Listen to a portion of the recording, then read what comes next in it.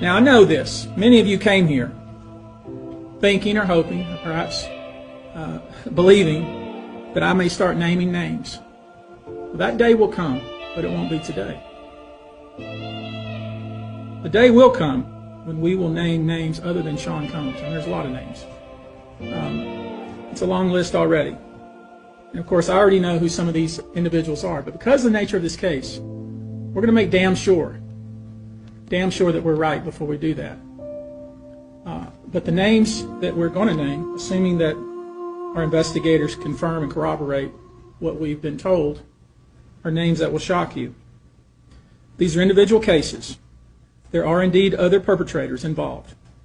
They will be revealed when that particular individual case is ready to be filed. They already know who they are.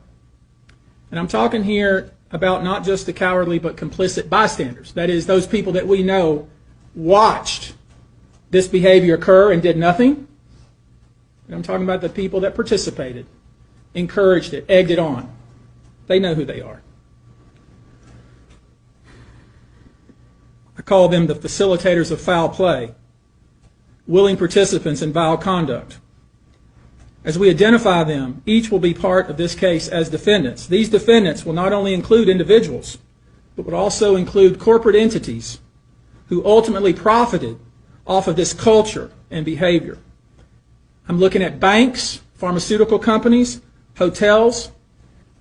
We know that many of these individuals were paid cash. We know that many of these individuals involved, whether they were the ones being assaulted and abused or they're witnessing other people being assaulted and abused and then paid and threatened and told to leave.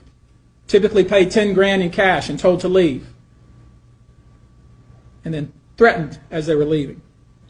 So in addition to Sean Combs, you should know the defendants in these cases we're going to file will include anyone, of course, who engaged in the assault or exploitation, anyone who participated in such in any way, anyone who encouraged or facilitated this conduct, anyone who was in the room and watched it happen but made no effort to stop it, any venue or venue owner who was aware of what was going on but failed to stop it, any individual or entity who knew about the conduct and benefited from it but did nothing to report it or stop it, and any individual or entity who covered it up or helped cover it up. These people who know who they are should just come forward now. I would imagine, as we speak here, there are a myriad of people who are very nervous. You can't hide skeletons in the closet forever.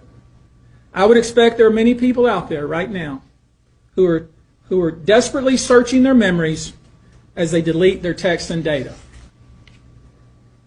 Now, although these are, in fact, individual cases, there is a common theme, an MO, if you will. Typically, the victim is lured into a situation where he or she is given a drink. Typically, that drink, reported by these victims, is apparently laced with something. Once that drink takes effect, the perpetrators perform all kinds of sexual acts on the victims, many times passing him or her around as other people watch and enjoy the show, and then leave the victim ashamed, confused, injured, and wondering what happened. When the victim reaches out, he or she is told not to say anything. Sometimes there are threats of physical violence or financial repercussions or bodily harm. The claims we intend to bring will include the following: violent sexual assault or rape, sexual abuse, facilitated sex with a controlled substance, false imprisonment, compelling prostitution, sexual misconduct, dissemination of video recordings, false imprisonment, sexual abuse of minors.